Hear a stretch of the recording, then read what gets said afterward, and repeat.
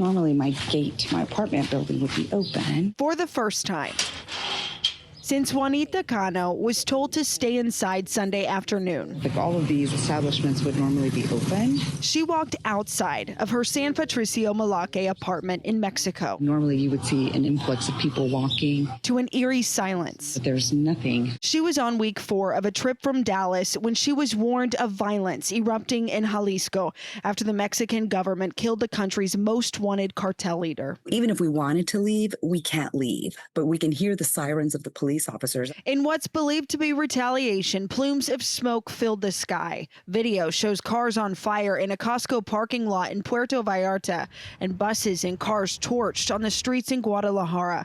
It's what locals say is unfolding just miles from Cano, too. I'm trying to process it like the locals are, where they're like, if you mind your own business, nothing bad will happen to you. In 2024, the U.S. Department of State offered a reward up to $15 million for the now dead drug kingpin Mencho.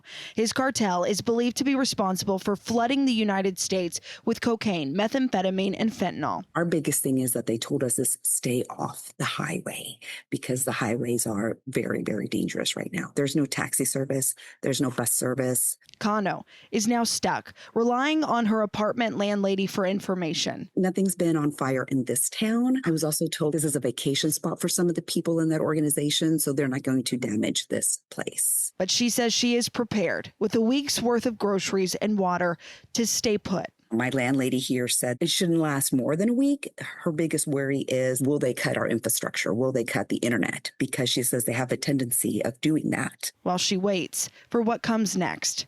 In Dallas, I'm Brittany Costello.